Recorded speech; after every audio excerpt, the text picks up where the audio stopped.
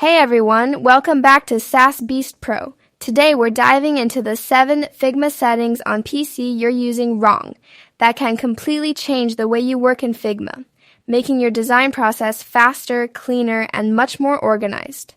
Now let's get started. Number 1, toggle multiplayer cursors off. Seeing all collaborators' cursors on your screen can get chaotic, especially in files with multiple designers working at the same time.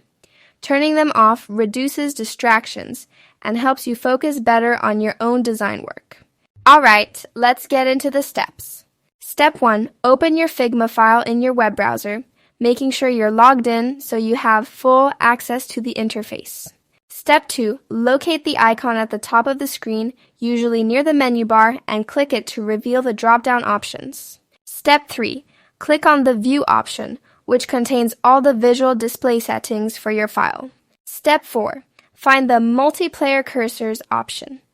If there's a check mark next to it, that means it's currently on and showing all other users' cursors. Step 5. Click Multiplayer Cursors to toggle it off.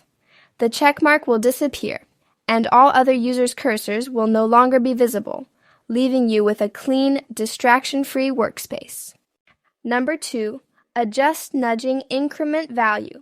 Customizing nudge increments lets you move objects by exactly the distance you want, whether you're doing fine adjustments or bigger shifts. This makes aligning elements much faster and more precise.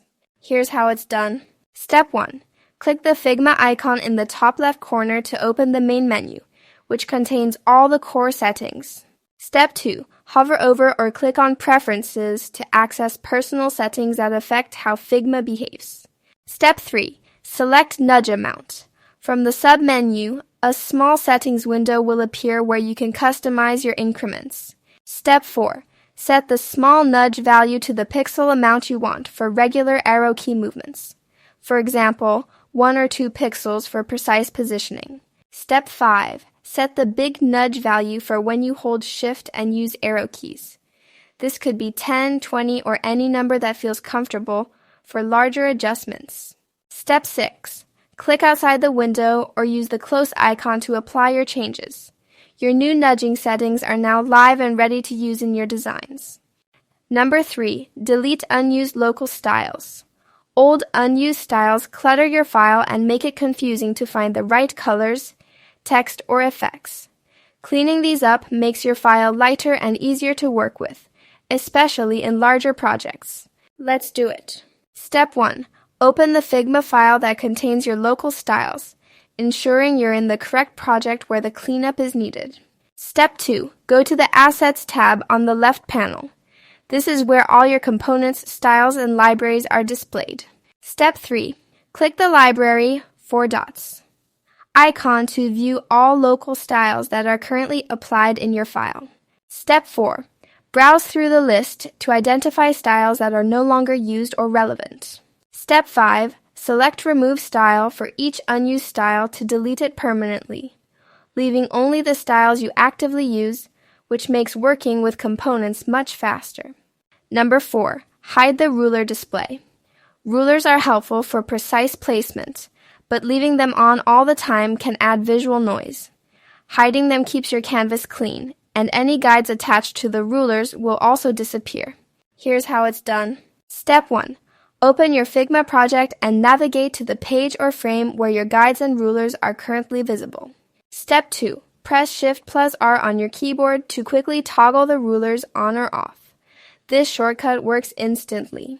Step 3. If you need to create new guides, drag them out from the rulers before hiding them. Step 4. To hide guides, simply hide the rulers. Guides automatically disappear when rulers are turned off. Step 5. Alternatively, you can go to View Rulers in the top menu and toggle them manually for more control over visibility. Number 5. Adjust UI scale and density. Changing the interface scale can make buttons, panels, and text easier to read, especially on high-resolution monitors. It ensures your design workflow is comfortable and reduces eye strain. Alright, let's get into the steps. Step 1. Open your Figma project and make sure the main interface is visible. Step 2. Click the Figma icon in the top menu, then select View from the drop-down to see scaling and zoom options. Step 3. Choose Zoom options and select either Make Larger or Make Smaller to increase or decrease the overall interface size. Step 4. For even faster adjustments, use keyboard shortcuts. On PC, press Shift plus Alt + Control + to scale up, or Shift plus Alt + Control - to scale down. Step 5. This adjustment is especially helpful on large screens where default UI elements feel too small or too crowded. Number 6. Use Quick Actions menu. The Quick Actions menu is a secret shortcut that lets you find any command or plugin instantly without hunting through menus. It's a massive time saver for repetitive tasks. Here's how it's done. Step 1. Open your Figma project and make sure the canvas is visible. Step 2. Select the layer or object you want to modify if your action depends on a specific selection. Step 3. Press the # key on your keyboard to open the Quick Actions menu.